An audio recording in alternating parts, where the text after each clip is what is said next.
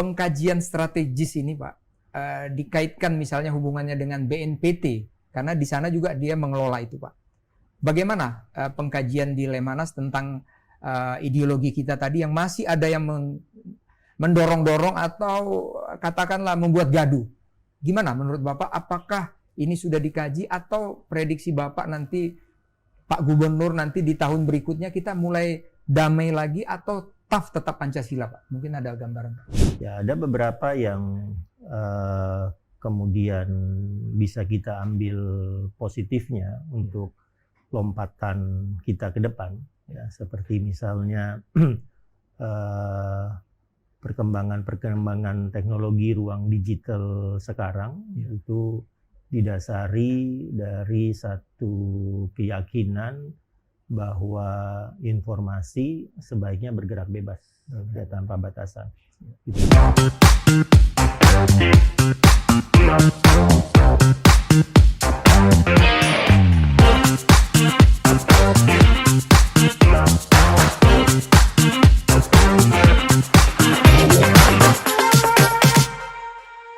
Publika Podcast, minim sensasi, penuh informasi, mainkan. Berarti Pak Gubernur yakin banget Pak ya, bahwa generasi kita itu nanti yang khususnya adik-adik kita, Y dan Z itu, sesuai dengan hasil survei tadi dari Pak Muzani, memang trennya baik Pak ya, bisa dimengerti semuanya. Oke, ini mudah-mudahan mereka mendengar semua podcast dari Pak Gubernur dengan saya, ke depan mereka akan menjiwai sekali Pak ya. Dan saya ingin lompat sedikit atau pindah topik Pak.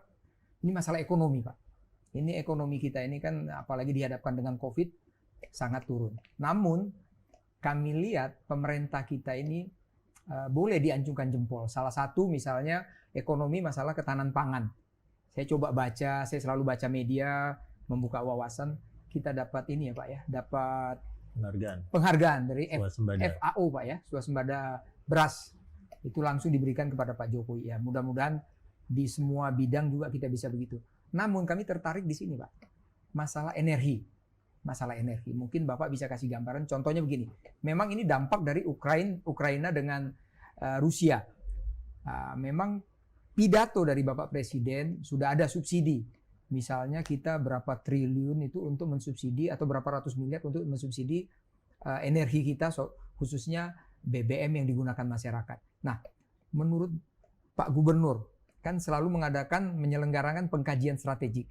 Kira-kira Pak, pemerintah menggunakan alokasi anggarannya untuk mensubsidi. Mampukah kita berapa tahun Pak mensubsidi ini? Kalau Ukraina dengan Rusia ini berkepanjangan terus atau tambah lagi yang tadi Pak Gubernur bilang, kan sekarang rame lagi nih masalah Taiwan gara-gara anggota DPR-nya ke sana. Ini China mulai tembakan misil-misilnya, uji coba segala macam. Berapa lama kita bisa bertahan? Kira-kira pengkajiannya bagaimana Pak? Mungkin biar masyarakat kita yang mendengarkan podcast Publikans ini agak tenang dan damai Pak. Gimana menurut Bapak? Ya, kalau dilihat dari data-data ketersediaan pasokan komoditas energi dengan komoditas pangan yang menjadi fokus kita, ya, kami di Lemhanas itu fokus untuk 12 komoditas pangan plus 1 sawit minyak goreng yang juga bisa menjadi energi dengan biodiesel, ditambah dengan komoditas energi terutama BBM. Ya. Kalau hasil kajiannya, dunia tidak mengalami masalah pasokan. Ya, pasokan berlimpah. Ya, pasokan kedelai misalnya, atau pasokan gandum, walaupun ada perang di Rusia dengan Ukraina, tidak mengganggu produksi gandum. Ya, katakanlah sama dengan jagung, sama dengan daging ayam, telur, daging sapi. Masalahnya bukan di pasokan.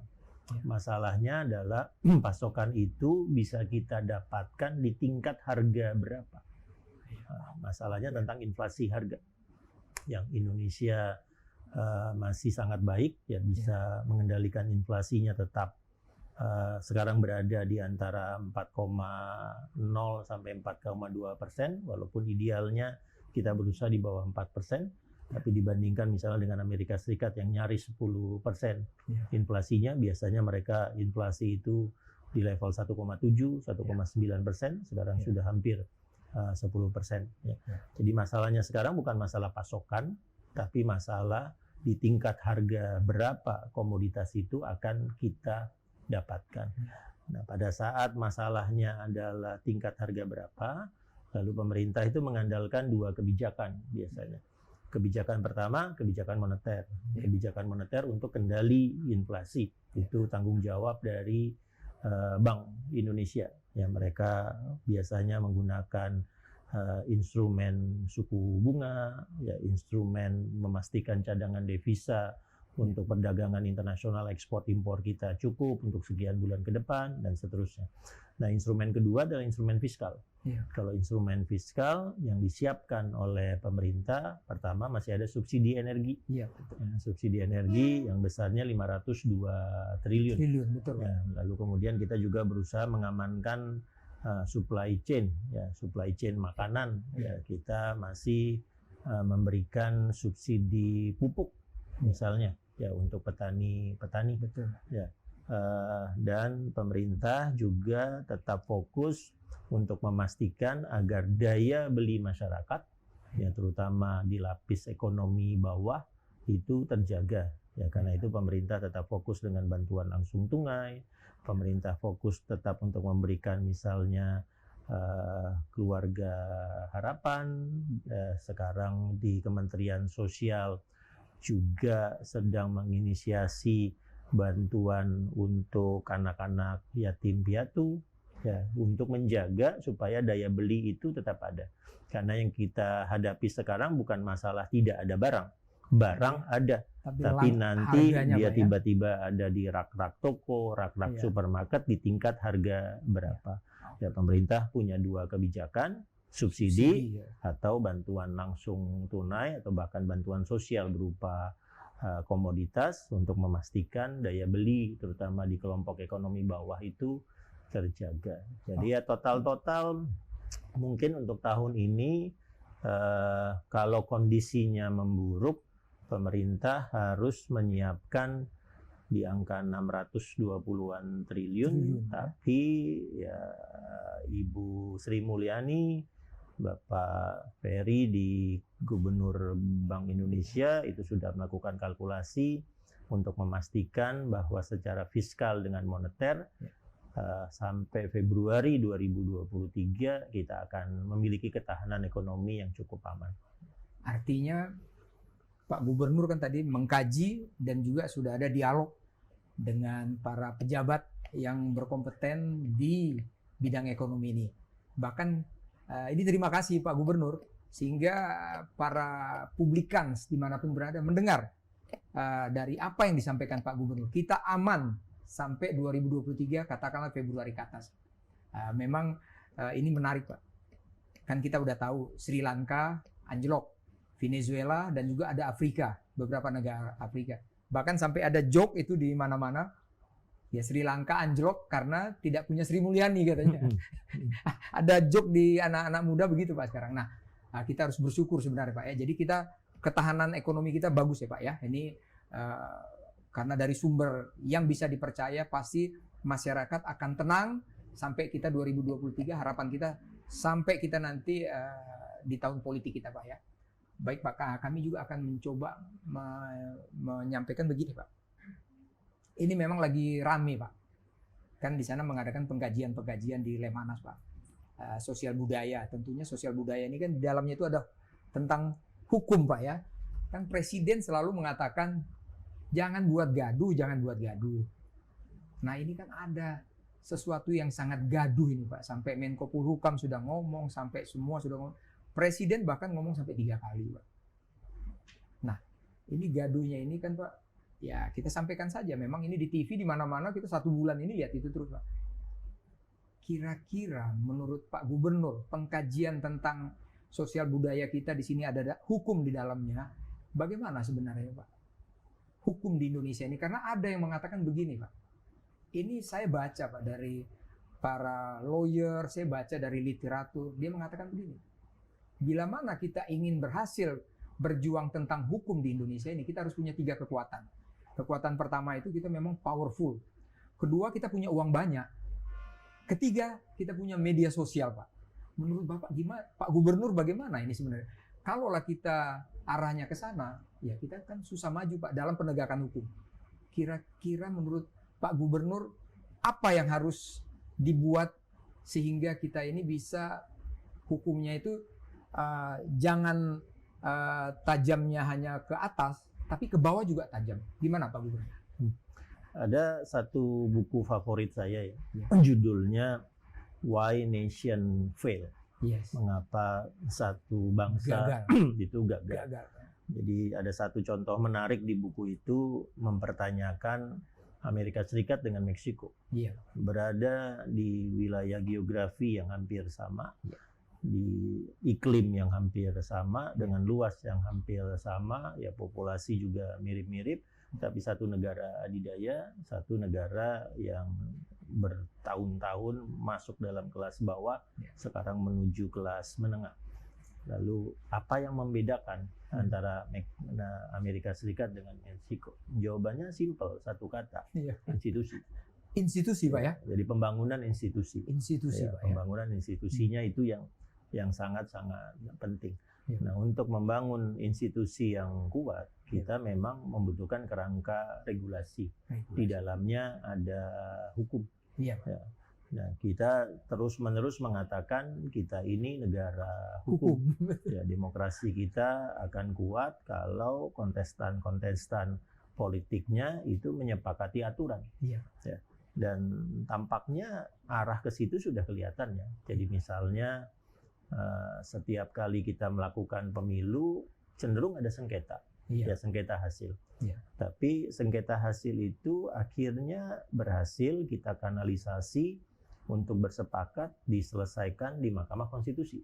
Lalu ketika Mahkamah Konstitusi memutuskan tentang hasil sengketanya, ya sudah, politiknya kemudian berjalan lebih matang, konsolidasi demokrasinya terjaga. Ya, untuk kasus yang tadi Pak Is katakan, Pak. Ya, pernyataan Presiden sangat jelas ya. Lakukan proses yang mengedepankan hukum ya secara transparan, akuntabel. Ya, jadi ini sudah masuk ke ranah hukum.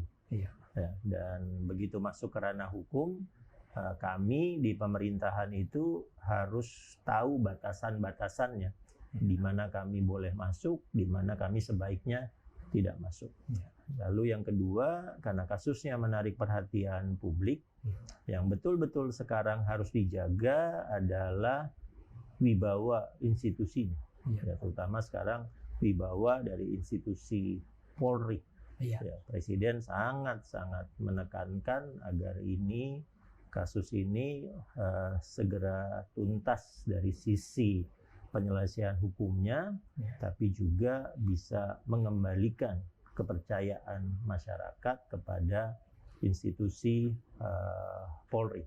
Ya, saya sekarang Gubernur Lemhanas, ya, salah satu bagian dari pemerintahan, ya, termasuk salah satu lembaga institusi di pemerintahan. Jadi ketika kasus ini terjadi, lalu kemudian menggoyang kepercayaan publik kepada institusi Polri, ya bagi saya itu juga menggoyang kami, ya, karena akhirnya menggoyang pemerintahan. Ya, jadi sekarang kita berusaha sekuat-kuatnya, ya, dengan kapasitas tugas fungsi kami agar bisa, ya,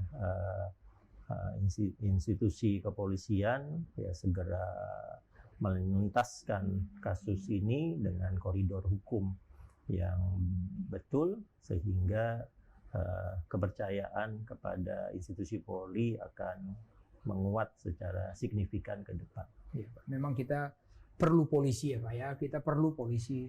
Namun masyarakat berharap yang Pak Gubernur bilang tadi, Presiden udah menginstruksikan tolong dibuka semuanya. Jangan by design by skenario ya Pak ya. Ini harapan masyarakat semua karena masyarakat udah capek melihat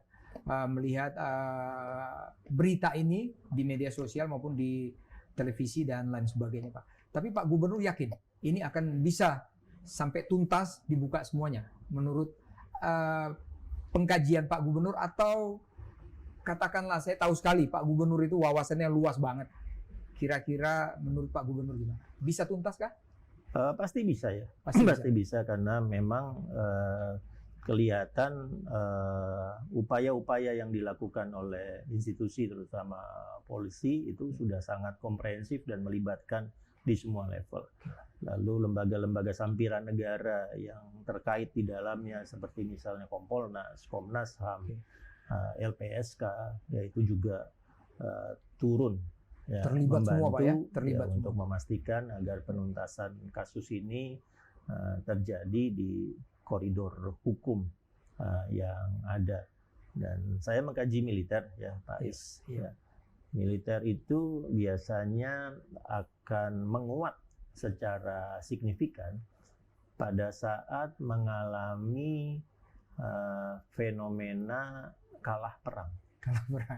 Itu akan menguat secara signifikan karena di situ akan betul-betul belajar apa yang salah. Apa yang terjadi dari taktik ini, apa yang salah dengan strategi itu sehingga kita gagal merebut bukit, kita gagal mempertahankan perbatasan, kita gagal merebut atau mengamankan bandara dan seterusnya.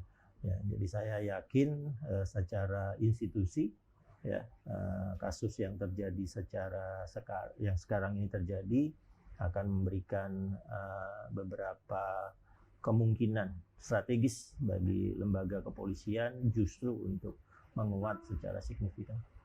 Jadi saya bangga sekali dengan Pak Gubernur. Pak Gubernur kan mengkaji militer. Pada saat saya Sisko Pak, almarhum Bapak Pak Teo itu di Sisko TNI Pak. Saya selalu ingat Pak, kalau saya pas lagi lari-lari beliau naik Harley Pak. Jadi saya nggak bisa lupa dengan beliau Pak. Demikian juga dengan Bapak.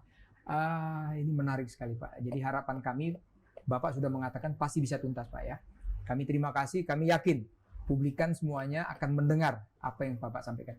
Dan kami mencoba membuat satu topik lagi Pak. Tadi kan Bapak mengkaji IPOLES Sosbud.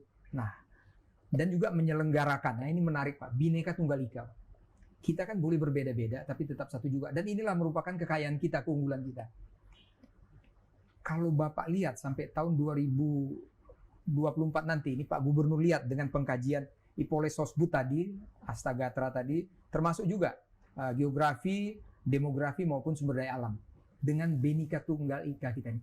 Bisakah kita ini terus berbeda-beda tetapi tetap satu juga di dalam satu frame sampai tahun 2045? Menurut Bapak gimana pengkajian Bapak? Ya kita sudah dalam taraf kalau seandainya kita tidak memiliki perbedaan, ya, pasti kita tidak akan maju. Begitu Pak pasti. Ya? Jadi kalau tidak berbeda tidak maju ya Pak ya? Homogenisasi, singularitas itu akan menghasilkan stagnasi. Ya, jadi misalnya sederhana sajalah. Bawa ikan bawal, ya, lalu pergi ke rumah di Aceh, di Sumatera Selatan, di Jawa, di Bali, di Manado, atau di Papua. Ya, minta mereka masak dengan bumbu-bumbu cara mereka masak ikan bawal itu. Kita akan dapat variasi yang luar biasa. Betul Pak. Ya, dan kemudian kita nggak akan bosan makan ikan bawal tersebut. Coba kalau kita cuma memiliki satu cara kuliner untuk mengolah ikan bawal, ya sudah. Kita cuma digoreng aja Pak ya? Bosan, cuma digoreng aja. Ya itu perbedaan malah membuka kemungkinan bagi kita menciptakan variasi ke depan. Ya kata-kata magicnya sekarang adalah hanya karena ada perbedaan kita memikirkan persatuan. Gitu Pak ya. Kalau tidak ada perbedaan, untuk apa kita mikir persatuan? Ada perbedaan, maka kita memikirkan kesatuan. Wah ini bagus nih motonya nih Pak. Bagus sekali Pak. Kami di Lemhanas itu punya Sasanti. Tanhana Dharma Mangrowa. Ya, lengkapnya Bhinneka Tunggal Ika, Tanhana Dharma Mangrowa, Mitreka Satata.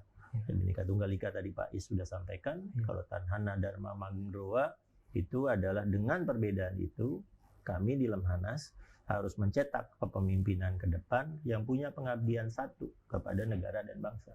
Lalu ada Mitreka Satata, Mitreka Mitre Mitra, partner, Iya, Pak. ya, Satata satu.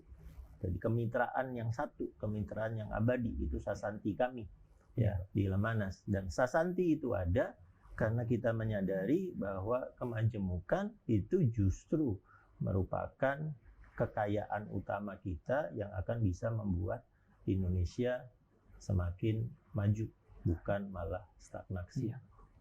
Dan begini Pak, ini kan tadi kita sudah bicarakan masalah Hippolyte Sosbud tadi. Tadi kembali ke perbedaan tadi. Menurut Pak Gubernur, itu kan tadi pengkajian-pengkajian semuanya. Agar ini supaya tetap kita utuh, misalnya intoleransi tidak ada, minoritas mayoritas itu tidak ada. Bagaimana Pak Gubernur dengan pengkajian dengan timnya menyampaikan kepada seluruh anak-anak bangsa kita dari Sabang sampai Merauke, mensosialisasikan ini?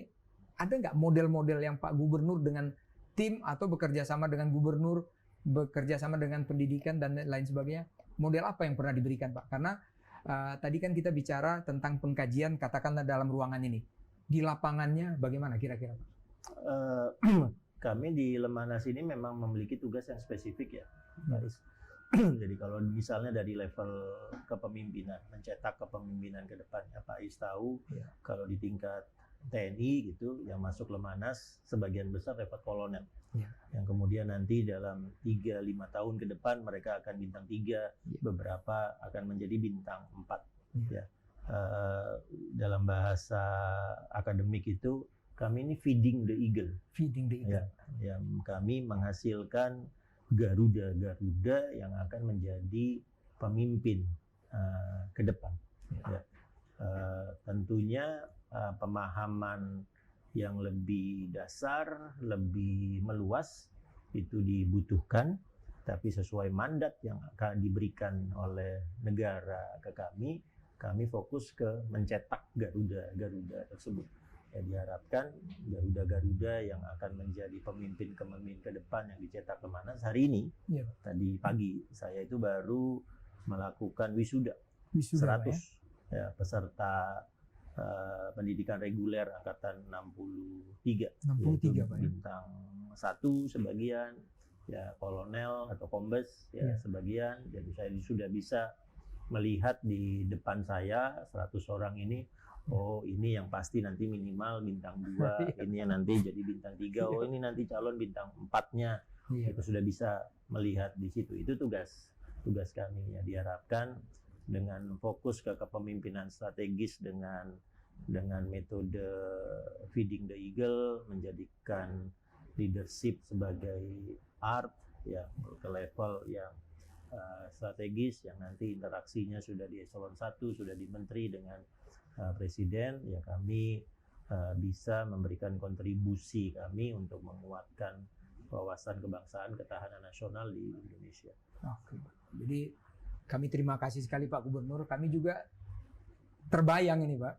Zaman kami kolonel dulu Pak, kami Lemanas di sana tahun 2006. Lulus 2007 zamannya Pak Irmaya dengan Pak Muladi Pak. Pergantian di sana. Makanya kami ada di sini Pak. Kami ingin membantu mensosialisasikan semua tentang ketahanan nasional ini. Namun sebelum kita akhiri Pak, ingin kami mendapatkan atau bukan kami ingin menyampaikan kepada seluruh publikans yang ada dari Sabang sampai Merauke. Negara ini walaupun presiden sudah mengatakan tahun emas kita 2045. Pak Gubernur yang langsung ditunjuk presiden untuk pengkajian ini, bagaimana menurut Pak Gubernur? Kita di 2045 nanti. Saya rasa optimismenya akan sangat besar ya. Jadi ketika kita bergabung ke G20, kita itu posisinya negara nomor 18 dunia secara ekonomi. Sekarang mungkin kita 16 menuju 15 dunia. Di Asia, kita itu nomor 5 Asia. Di atas kita, yang paling atas ada Cina, lalu kemudian ada Jepang, ada India, ada Korea Selatan, lalu kita. Jadi proyeksikan dalam 2 tahun ke depan kita akan nomor 4 Asia secara PDB, melampaui Korea Selatan.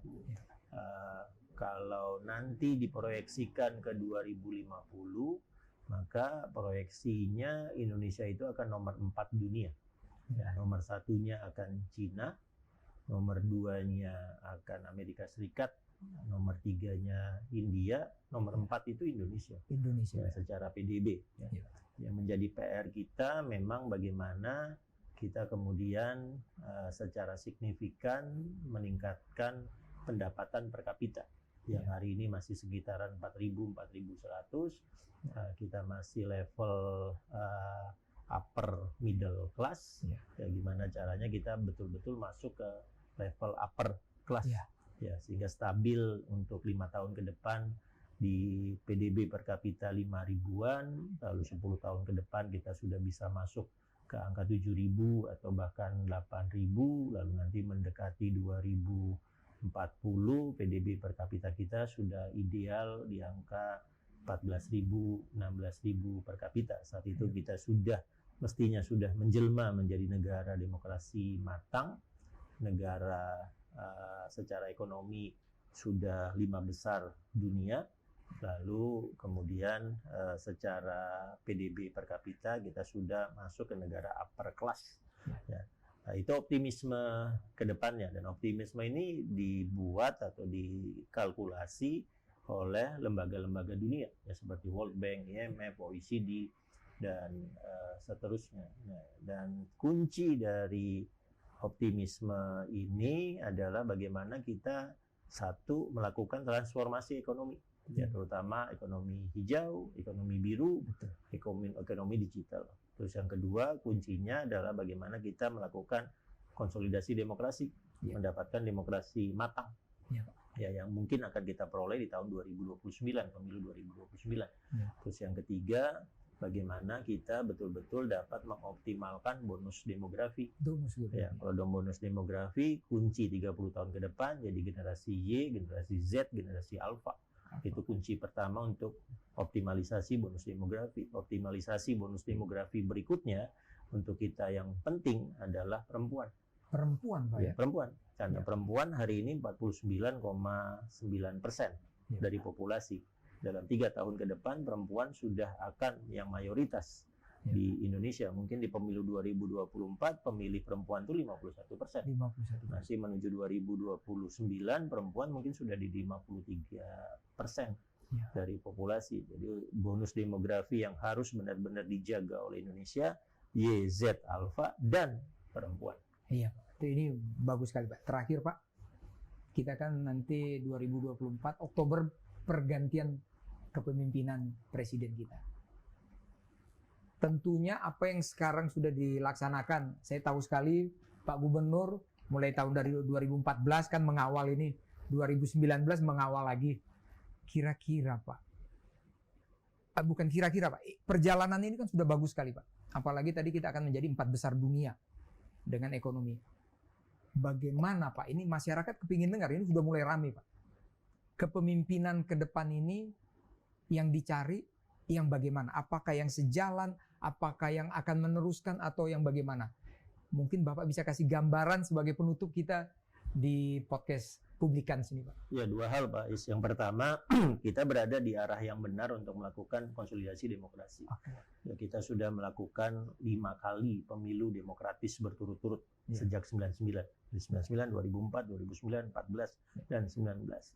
Secara konseptual butuh 2 kali pemilu demokratik lagi untuk matang. 2024 dan 2029.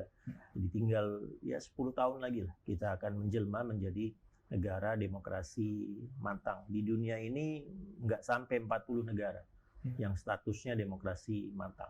Dan kita salah satu dari negara yang bisa masuk ke klub elit 30-40 negara demokrasi matang tersebut. Nah, yang kedua, yang namanya kontestasi politik itu di belakangnya memang selalu ada nilai ideologi politiknya.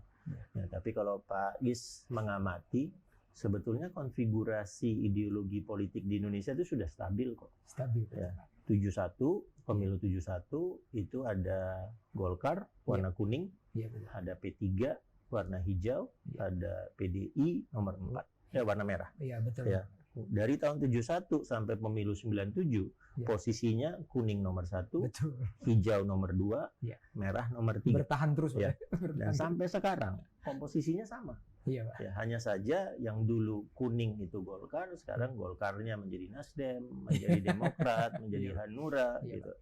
Yang hijau P3-nya menjadi P3, menjadi PKB, menjadi PAN, menjadi PKS.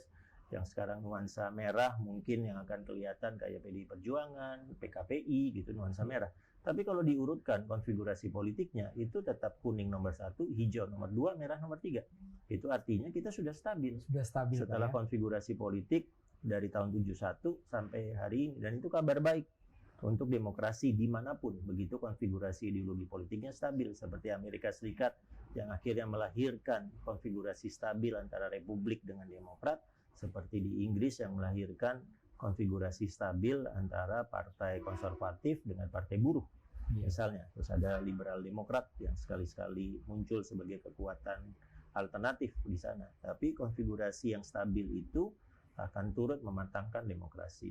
Nah, yang saya tekankan mungkin pesan Presiden hari ini. Iya. Pesan Presiden hari ini di pidato kenegaraan beliau adalah mari kita masuk ke tahapan konsolidasi demokrasi menuju demokrasi matang di pemilu 2024 dengan betul-betul menghilangkan politik identitas dan politisasi agama. Ya. Nah, itu pesan Presiden di pidato kenegaraan hari ini 16 Agustus yang saya pikir menjadi salah satu kunci bagi kita untuk mendapatkan kualitas pemilu dan kematangan demokrasi lewat pemilihan umum 2024. Betul Pak. Tapi tetap tentunya jangan sampai salah memilih pemimpin ya Pak ya. Betul? Setuju Pak Gubernur ya.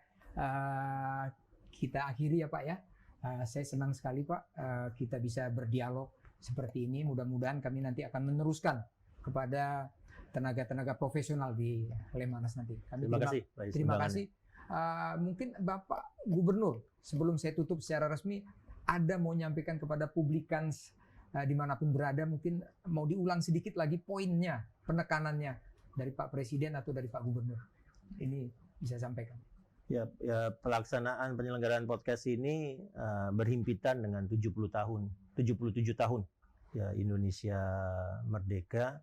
Ya, saatnya kita optimis tentang arah Indonesia ke depan. Ya, kita yakin transformasi ekonomi bisa kita lakukan, kematangan demokrasi kita bisa capai, lalu bonus demografi di generasi Y, Z, Alpha, dan juga nanti dari kelompok perempuan akan sangat-sangat optimal sehingga lompatan kita menuju negara maju di tahun 2045 akan tercapai. Tapi juga harus hati-hati, mengantisipasi, selalu waspada dengan dinamika terutama geopolitik yang ada, sehingga kalau kemungkinan ada goncangan-goncangan dari sisi komoditas energi dan pangan, ya kita bisa bersama-sama mengantisipasi agar kita bisa segera keluar dari krisis global yang sedang menghantui kita saat ini.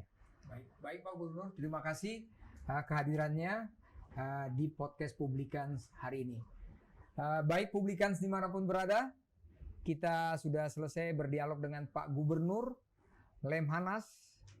Saya yakin, saya percaya apa yang disampaikan Pak Gubernur ada beberapa poin. Indonesia akan maju di tahun 2045 seperti dengan apa yang didialogkan tadi antara Ipoleh Sosbud dengan Bhinneka Tunggal Ika itu sudah smooth. Politik kita juga sudah stabil.